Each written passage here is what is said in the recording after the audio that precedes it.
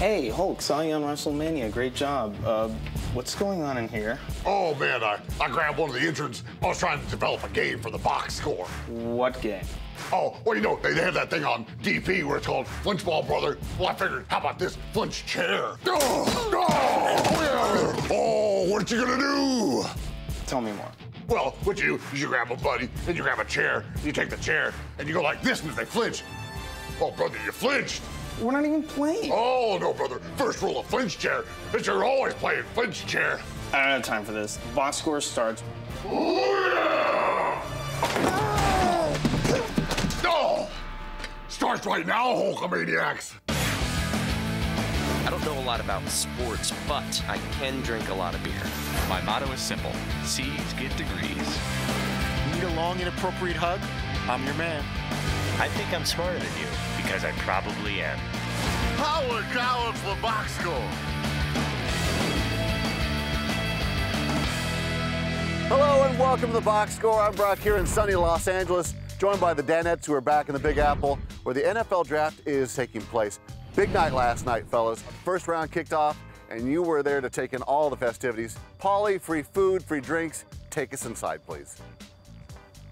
It was a little bit of that too, but we also we're trying to find a spot to watch a draft, and it's a lot of people, a lot of media, a lot of fans.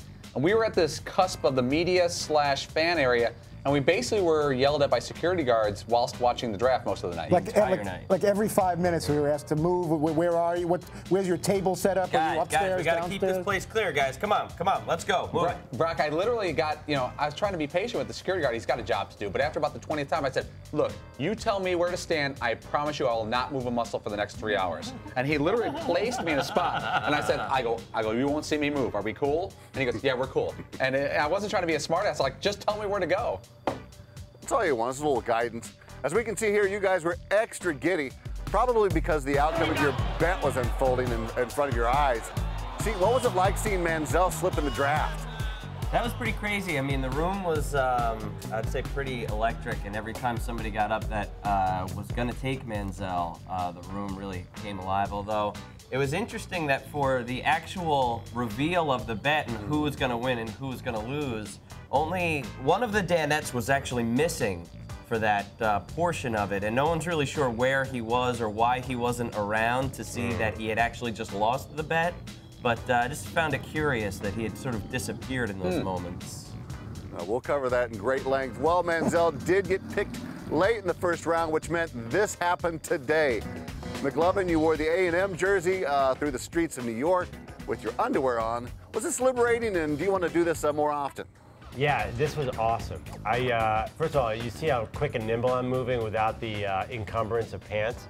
Fritzy, I know you like to go pants, no underwear. You gotta try underwear, no pants. Is that the way to go? Yeah. I just got a kick out of the fact that in all that footage, because we're in New York and they've seen much stranger things than that, no one glanced to give him any kind of strange look. Everyone went about their business as if that's just kind of a normal, everyday thing to I got see one comment the whole time. Sir, excuse me, your tag is still on your shirt. That's it. They don't care that I'm not wearing pants. You're pantless, but your tag is on. Well, it's close to Fashion Week, so people are tuned into stuff like that. McLovin, the punishment didn't end there. You went back to the streets and wore your mock draft board in shame. Paulie, is McLovin going to lose credibility as an NFL insider with this type of humiliation? Is he going to lose credibility? Your tense is off there. I think that ship may have sailed. Now, we were at the draft last night, and McLovin is very popular on the draft floor. He's one of the most popular people down there. For being McLovin, I don't know if he's popular for being Andrew Perloff, so he's got a quandary there. Did they think you were selling something when people were stopping on the street over there? What did they say to you? I have no idea, but I tell you right now, the ladies' reaction to the draft board was, it wasn't good. They ran from you. If a pretty girl comes up to you and you're wearing a mock draft board, doesn't matter how good your rap is, there's nothing you can say. You can't close the deal at that Because it really, mock drafts are they're not attractive to women. Like, hey, guess what? I had Jason Verrett going 25 to the Chargers. That's a terrible pickup line. Mock turtlenecks, mock draft boards, very odd. Yeah, actually, mock turtlenecks are even worse. Yeah, maybe worse. Mock turtleneck, Fritzy. If this were 1984, you'd be killing. Well, let's go with the women here. Fritzy, you went into the box to share your Cougar of the Week, and McLovin decided to get up and close and personal with your shoulder. Among the movies she's appeared in, Safe House, The Conjuring, as well as a hot scene in The Departed with Leonardo DiCaprio. Enjoys reading, playing the piano, and spending time with her Angora goats. Oh my God, what is going on here? Nominated for an Academy Award in a supporting role opposite George Clooney. I'm gonna have nightmares. That was extremely awkward. I wish I would have been given some kind of heads up. It's very cold in the studio, so part of me doesn't, isn't upset with having a little contact to warm up a little bit. Whoa, a little contact? The two of us have gotten very close over the years in the back row together. What goes on under the desk stays under the desk. But I wasn't really comfortable with that. There are no Nerf footballs being thrown. All right, you keep to your story. Yeah, let's keep it PG in the booth, please. Coming up, Fritzy felt McLovin's dog's bollocks in the box. But what does it mean? Plus, the Danettes show off their arms for Dan Nation. Stick around.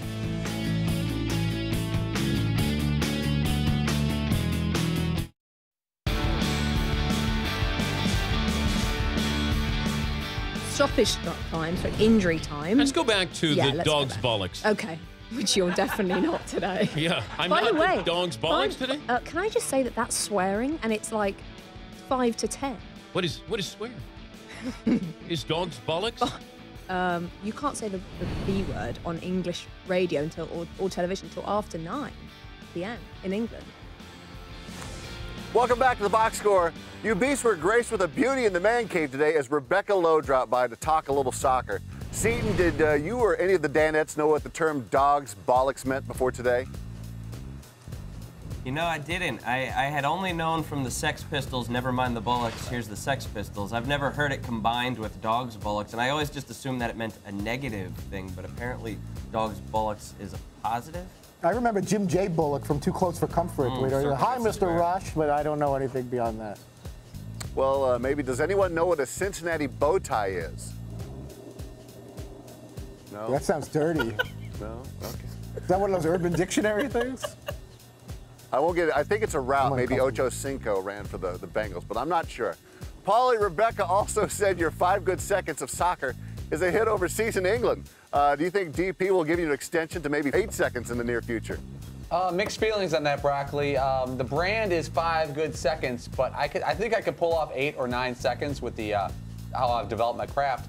The thing is, I'd like to keep the name 5 good seconds, kind of like the Big Ten Conference has 12 or 13 teams, but it's still the Big Ten Conference. Yeah. I think it'll always stay 5. Like 30 for 30 on ESPN is not 30, and it's not for 30 anymore, but it's a good brand. But, Paulie, you know how we're saying anyone with a British accent sounds like they know more about soccer? Right. So you will sound like you know less about soccer over there. So maybe you should go to 2.5 seconds. Ooh. Yeah, I would like to tighten things up because you know, getting those scripts together is a bear. We asked the boss what would happen first, 8 seconds of soccer or a road trip to England. Let's see what he said in this edition of Boss's Thoughts. Road trip to England. I think we should go to a Premier League.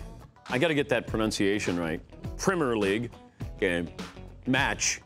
I think it'd be fun. Just, you know, that ambiance there.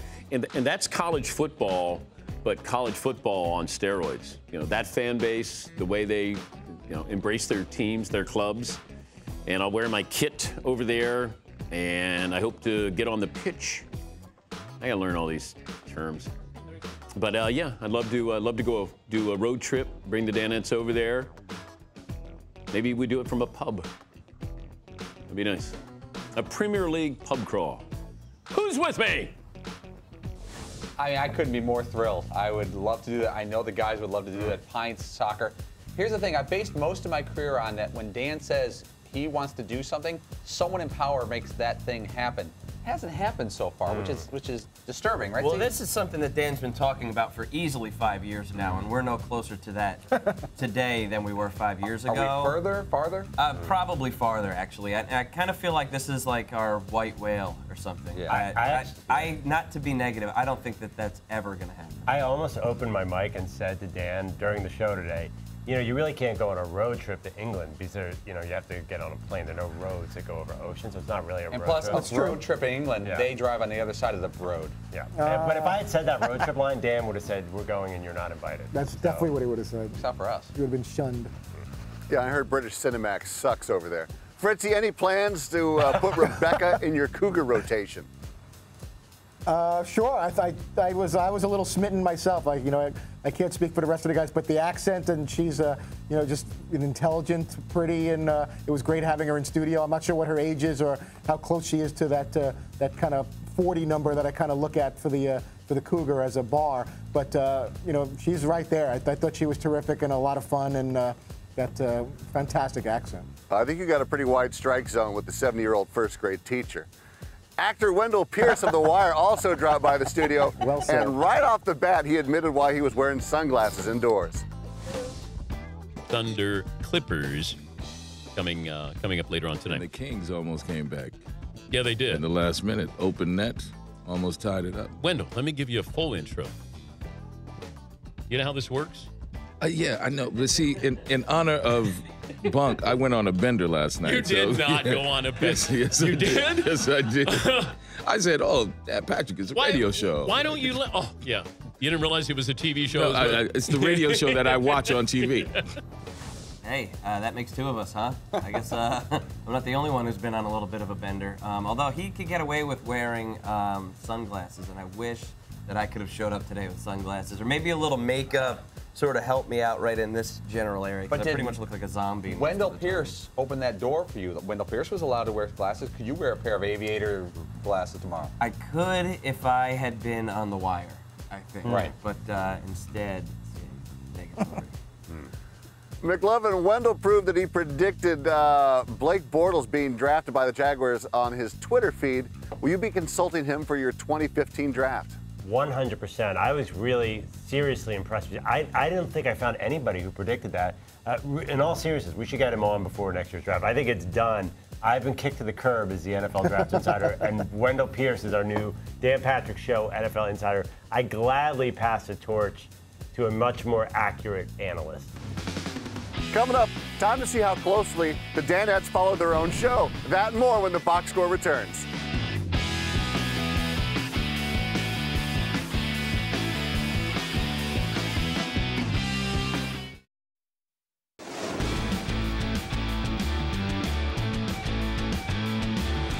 Welcome back to the box score. It's Friday, gents, and it's been a wild week. Time to take a look back and see how much info stuck to your brains the last few days. As we play the spin-off of the ever-popular Know Your Row, it's time for... Know Your Show? What? I'll ask you something that happened on the show this week. You give me the correct answer. Remember, Row Buddies can share answers, and there are no steals. Let's begin. Our first question goes to the back row. JJ joined the show Monday and told us he was a big hockey fan growing up. Which two NHL teams did he say he followed back then? Okay. We have to name two? Two teams that he followed. Yeah, two NHL teams. He's from Wisconsin. Do they have a team? I don't believe they do. That's immediately a problem. Was the Blues one of them? Yes. Let's say Blackhawks. That's got to be a no-brainer. Yeah. What's a second team that he would have followed? Oh, he liked Gretzky. But was it the Kings Gretzky or was it the Oilers Gretzky? Kings. Yeah, you want to say Kings? Kings and Blackhawks. Could be the Kings. It could be the Kings. I have no recollection of anything that JJ Watt said. But okay, we're going to go Blackhawks and Kings. and Blackhawks? Growing up in Wisconsin, not having a team, as a kid, I didn't know what a fair weather fan was, so I kind of bounced back and forth between the Blackhawks and the Red Wings, whoever was good at the time, and Eddie Belfour, Chris Chelios back in the day, and then Sergei Fedorov and Yzerman. I loved it back in the day. Sorry, let's go to the front row. Khalil Mack was in the Man Cave Thursday and said he only got 2 scholarship offers out of high school. Name the schools he got offers from. Liberty and Buffalo. Was it Buffalo and Liberty? Is there a little bit of a chip on your shoulder that you didn't have many scholarship offers, right? Not at all. Okay, how many? 2. Buffalo and? Liberty University. Yeah, the moral majority throwing it down with football. Back row, you're up. In addition to signing a new hefty contract, Richard Sherman recently taped some commercials for beef jerky. Who did he say starred in one of those ads with him? Oh. Who starred in the Alberto ad with Richard Sherman? Starting to feel like I'm not paying attention to this show. Was it a football player? No, it wasn't a football Do you know player. what sport? It was an actor, I believe. It was an actor. Was it Aaron Andrews? Any time limits on this? Aaron Andrews. I have no idea. Was it Aaron Andrews? We're big jerky fans, by the way. You're a big beef jerky fan? Yes, yes, yes. Heard You of. made a commercial with them, didn't you? I did. I've made a few commercials with him. I did one ad with Stephen A. Smith. He was a little voice in your stomach. Yeah, sorry. As Seton would tell you, she does probiotics. Front row on Monday's show, Fritzy left his mic on when a guest called. Who was the guest? So hard to remember these things. I don't even remember. Oh, what's the guy's name? It's NFL guy. Jeepers creepers. You know who it is? I do. Dang. We don't have it. You're gonna It steal was Joe Buck. Was it Joe Buck? That's weird. Dan Patrick Show, this is Todd. Turn off How's it your going? microphone, Fritzy. I'm doing great. Can we give you a call in Can about you 10 turn minutes? off his microphone? Hey, Fritzy. Hey, that was just Sam Amick of the USA Today. Sorry. Oh, dang. Back row, Rich Eisen dropped by yesterday. He said he usually hits a wall during which round of the draft? 1. 6 and 7, right? A third or fourth? Fifth? Maybe It was either the third or the Can't fifth. I remember him saying he hit a wall. Yeah. You want to say fifth? Are Are you even here for the I think it show? was, Like, what are you doing? I'm just pretending to be on the phone. I was leaning towards third. It's either third or fifth. Which one do you think? Third or fourth, and Mayak gets loopy. Oh, hits a wall. Let's say third. I don't know. Okay. Was it the third I round? bet you it's fifth now. At what point do you hit the wall with the draft? Usually right around round 5 in the middle of Saturday, 1 in the afternoon. You're wondering when this is all going to end. Sorry, guys. Cinco de Mayo. And finally, front row on Monday's show, Fritzy mentioned some of the posters he had in his room growing up. What were the names of the twins he had posters of? The Landers? The Landers sister, Audrey and Judy Landers. Was it the Landers sisters? Fritzy, you had like T.J. Hooker. I poster? had Heather Locklear, Heather Thomas, Bo Derek, Audrey and Judy Landers, the Landers twins. back in Any the day were- sports posters? I think my brother had an old Ellis Burks Red Sox for. We kinda, Congrats to the front row. You guys smoked them 2-0. Up next, time for the Danettes to stretch out and see if their arms are worth $1 million. Come on back.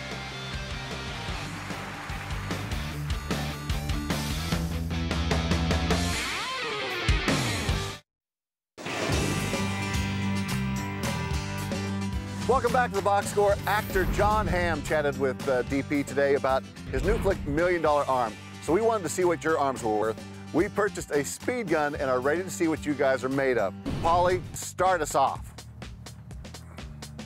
All right. Are we going just straight up right-handed, dominant hand, or how are we doing this? I think we go oppo. Let's go opposite. Let's go hand. lefty. Let's go with our left. Oh. Oh, man, I can't show off the real gun. All right, ready?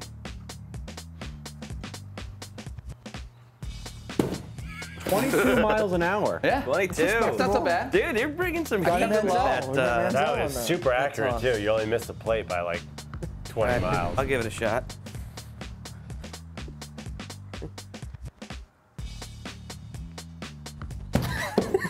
$28 there. All right. Nice. Smoke? Shaking him off. 25. I like that they're all keeping dry it heave. residential speed limit. 28. Oh, Fritzy. Me and you, buddy. We got to do another Tiebreaker, round. Brock. Here, wait, we get 2 throws I apiece? think I Two just threw throws. something. Oh, okay. Now you Still a get chance to now break warmed something. up. Now I'm loose. 28. 28. Yeah. That was a pitch out. Yeah, that was a pitch out. McLovin, please I'm be gonna try, careful with the you high nailed me kick on first. this. Okay. 22. He throws it over the plate, though. Seton and Polly are tied at 28 miles an hour right now. And Fritzy, too. Fritzy too. 30. 30. By the way, the cameraman is covering his testicles. Dude, you guys aren't even within 6 feet of the home plate. It's just a speed gun, not an accuracy gun. 30 miles an hour. Oh, man. Tiebreaker. I already threw my arm out. Tiebreaker. I got him out of this. See, let it go. Who cares if you tear your rotator? Right, I don't need it. Throwing on the carpet helps. 32. Whoa! Wow. Bringing the heat. Throwing angry. Take your time. Kill it, Fritzy. Coney Island. 33. Winner.